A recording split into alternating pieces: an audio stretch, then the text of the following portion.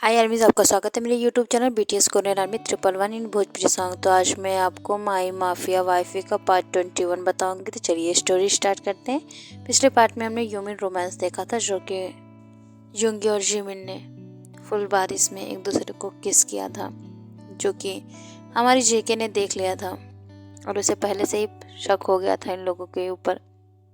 तो वो तालियां बजाते हुए कहती है कि वाह जिमिन, तूने अकेले अकेले सेटिंग कर ली और मुझे बताया भी नहीं, और तूने ये भी नहीं बताया कि तुझे युंगी भाई से प्यार है। मैंने बहुत बार पूछा भी था तुझसे ना। तो जिमिन कहती है हाँ, वो तूने सही कहा, मैं युंगी से प्यार करती हूँ। तो जिमिन ने कहा, तो जेके कहती है हाँ, वो तो तेरा दिख ही रहा है कि तुम दोनों एक दूसरे से कितना प्यार करते हो। अब इन दोनों को और कोई नहीं परेशान करता है। अब दोनों ही बहुत ज़्यादा ही हैप्पीली अंदर चले जाते हैं और साथ में सब इंजॉय कर रहे होते हैं। नेक्स्ट डे मॉर्निंग में जब जेके अपने सेट पर पहुंचती है तो देखती है वहाँ पर लड़कियां उसे बहुत ही अजीब नज़रों से देख रही होती हैं, जो कि उसके लिए बहुत ज़्यादा ही बुरी बात होती है। वो समझ चुकी थी कि उसकी सिस्टर ने कुछ ना कुछ तो कर दिया है, और उसकी सिस्टर जो कि बहुत ज़्यादा ही हैप्पी होती है और वो देख रही थी कि जेके बिना कोई रिस्पॉन्स के अंदर आ रही है।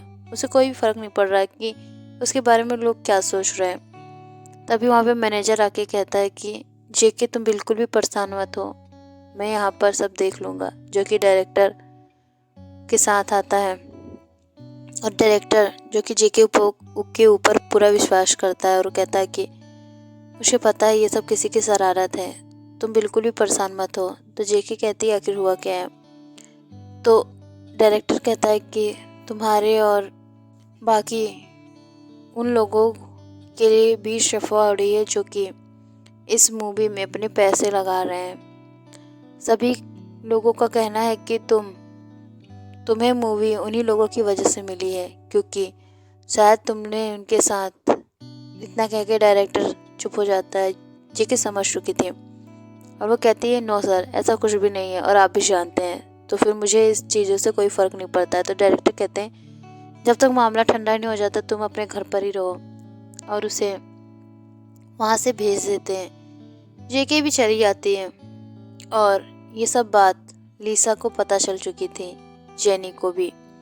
तो जेनी जो कि उसी के घर में रह रही होती है, तो वो कहती है कि भाभी, क्या मैंने ये सब सही सुना है? क्या सच में ऐसा हुआ है? क्या आप चाहते हैं कि मैं कुछ करूं? जेनी उस फिल्म में अपने पैसे लगाई होती है, जिसे ते ने कहा था कि अपने पैसे को बहुत ज़्यादा ही हाई कर दे, जो कि उसने कर दिया था। अब ज़्यादा पैसे वही दे रही थी उस मूवी में, तो उसके हाथ में बहुत ज़्यादा पावर होती है। तो जेके कहती है बिल्कुल नहीं, आप चुपचाप से बैठिए ना, मुझे ना इन सब चीज़ों को मैं अकेले संभाल लूँगी और आपको टेंशन लेने की ज़रूरत नहीं है। और जो कि ते वहीं बैठा होता है, ते कहता है सच में तुम्हें कोई परेशानी तो नहीं है? तो जेके कहती है बिल्कुल भी नहीं, और आपको तो पता है कि मुझे ये सब अच्छे से संभालना आता है, तो आप बिल्कुल भी टेंशन मत लीजिए। तो तेज जान जाता है कि वो सब संभाल सकती है। तो जेके कहती है तेज से वैसे भी मुझे छुट्टी मिल गई है 3 दिन के लिए, तो मैं आराम से अपने छुट्टी को एक्सपेंड करूँगी, उसके बाद फिर देखेंगे क्या करना है क्या नहीं। तब ते भी स्माइल करता है और कहता है यस माई गुड वाइफी। इन दोनों का प्यार देख के बेचारी जेनी, उसका तो मुँह लटक जाता है, क्योंकि उसका तो अभी कोई भी रिलेशन भी नहीं बना है। इधर हम ऑफिस में देखते हैं कि हॉबी हॉबी जो कि कुछ फाइल लेने के लिए लीसा के केबिन में जाती है, तो देखती है एक लड़की जो कि उसके बहुत ज़्यादा करीब होती है। लीसा का ध्यान सिर्फ फाइल्स में होता है, लेकिन वो लड़की उसे सिड्यूस करने की पूरी कोशिश कर रही होती है। वो अपने चेस्ट को बहुत ज़्यादा ही शो कर रही थी, जो कि हॉबी देख लेती है और कहती है कि सॉरी, मुझे लगता है मैं गलत टाइम पे आ गई। तो लीसा सामने देखती है तो कहती है कि क्या हुआ? तो वो लड़की कहती है, तुम्हें बिल्कुल भी शर्म नहीं है ना कि सर काम कर रहे हैं, तुम उन्हें डिस्टर्ब कर रही हो। तो हॉबी कहती, हाँ हमें मुझे पता है कि सर बहुत ज़्यादा बिजी थे, इस वजह से मैं जा रही हूँ। तो लिसा उसे रोक देती है और कहती है कि तुम जाओ। वो लड़की वहाँ से मुंह बना के चली जाती है क्योंकि उसे बहुत ज़ोर से गुस्सा आ रही थी, क्योंकि वो इतनी मेहनत से ट्राई कर रही थी उसे सीड्यूस करने की। शायद उसे ये लग रहा था कि लिसा हो रही थी, बट ऐसा कुछ भी नहीं था। जब लिसा ने हॉबी को देखा तो कहा, क्या काम है तुम्हें? तो वो कहती है कि मुझे इन फाइल्स पे साइन चाहिए और मुझे कुछ फाइल्स चाहिए थी, बट मुझे नहीं पता था कि आप इतने गिरे हुए हैं कि आप ऐसी हरकतें ऑफिस में भी करते हैं। ये बात सुन के बहुत ज़्यादा ही निशा शौक हो जाती है। कहती है, क्या मैंने क्या किया? तो हॉबी कहती है, मैंने देखा कि वो लड़की आपको किस तरह से सीड्यूस कर रही थी और आप जो कि शायद उसी के ऊपर ध्यान दे रहे थे। तो हॉबी की बात सुन के लिसा कहती है, तुम्हारा दिमाग कुछ ज़्यादा नहीं चल रहा है, और पहली बात कि मैं उसमें इंटरेस्टेड ही नहीं हूँ। तो बात उसकी ख़त्म हो जाती है। लेकिन यहाँ पर हॉबी कहती है, मुझे पता है कि आप ऐसे ही हैं और आपकी हरकतें भी ऐसी हैं। अब लिसा हॉबी को कस के पकड़ती है, अपने गोद में बैठा लेती है और उसके नेक पर किस करने लगती है, जो कि बहुत ज़्यादा ही जल्दी होता है, जिससे हॉबी बहुत ज़्यादा ही शाय फील करने लगती है और उसे बिल्कुल भी एहसास नहीं होता कि अभी वो कहाँ पर बैठी है। और वो बड़े आराम से बैठी होती है कि तभी उसे रियलाइज़ होता है कि वो कहाँ पर बैठी है। तो वो बहुत हड़बड़ी उठने वाली होती है, तभी उसकी कमर को पकड़ के लिसा फिर से बैठा लेती है और कहती है, अब तक तो तुम्हें बिल्कुल भी अनकंफर्टेबल फील नहीं हो रहा था, फिर अचानक से ऐसा कैसे हो गया? अभी तो तुम बड़े आराम से बैठी थी।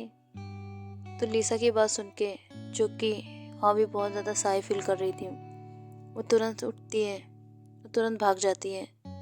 और ये देखकर बहुत ज़्यादा ही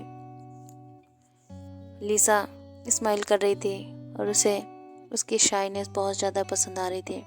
और हॉबी अपनी केबिन में जाके बहुत ज़्यादा ही घबरा जाती है और कहती है कि मुझे जल्द से जल्द यहाँ से जाना होगा, वरना ये आदमी पागल हो जाएगा और मुझे भी कर देगा। यह सब सोचकर वो बहुत फिर से अपने काम में लग जाती है। और फिर से हम आते हैं ते के ऊपर, जो कि अपने रूम में होते हैं। ते जो कि अभी नहा कर आया होता है और सिर्फ टॉवल में होता है। तभी जेके उसे देखकर बहुत ज़्यादा ही शॉक हो जाती है। वो बालकनी में होती है और बाहर का नज़ारा देख रही होती है कि तभी उसे डोर अनलॉक होने की आवाज़ सुनाई देती है। जब वो पलट के देखती है तो सिर्फ टॉवल में उसके सामने खड़ा होता है ते, जो कि अब उसे पता चल चुका था कि जेके उसे देख रही है।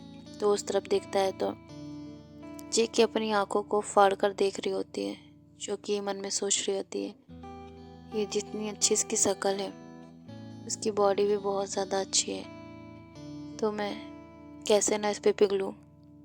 और वो ये सब सोच के बहुत ज़्यादा ही हॉट हो रही थी। और हमारा ते उसके पास जाता है और उसके हाथों को अपनी बॉडी पर रखता है और बड़े ही प्यार से और सिडक्टिवली कहता है कि ये सब तुम्हारा ही है वाइफी, तुम कहो तो मैं अपनी टॉवल को भी हटा सकता हूँ जिससे कि तुम मुझे आराम से देख पाओ। अब जेके बहुत ज़्यादा शाय फील कर रही थी, जो कि ते को बहुत ज़्यादा अच्छा लगता है। और जो टॉवल वाली बात, उससे तो और जेके का फेस रेड हो जाता है।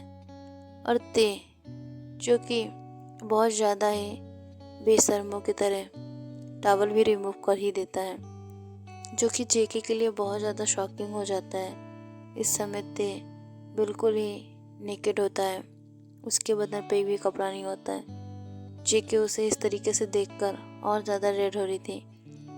और हमारा ते जो कि बहुत ज़्यादा प्राउड फील कर रहा था कि वो अपनी बॉडी से अपनी वाइफी को बहुत ज़्यादा सेटिस्फाइड कर सकता है। ओके आर्मीज, इस पार्ट को मैं एंड करती हूँ। नेक्स्ट पार्ट में जानेंगे कि अब ते को क्या करेंगे। ते जिस तरीके से जेके के सामने है, अब जेके क्या ही कर पाएगी, क्या इन दोनों का रोमांस फिर से होगा और आगे हॉबी और लिसा के बीच में क्या होगा। तो क्या आर्मीज, इस पार्ट को मैं एंड करती हूँ। नेक्स्ट पार्ट में जानेंगे ये सारी बातें। बाय आर्मीज।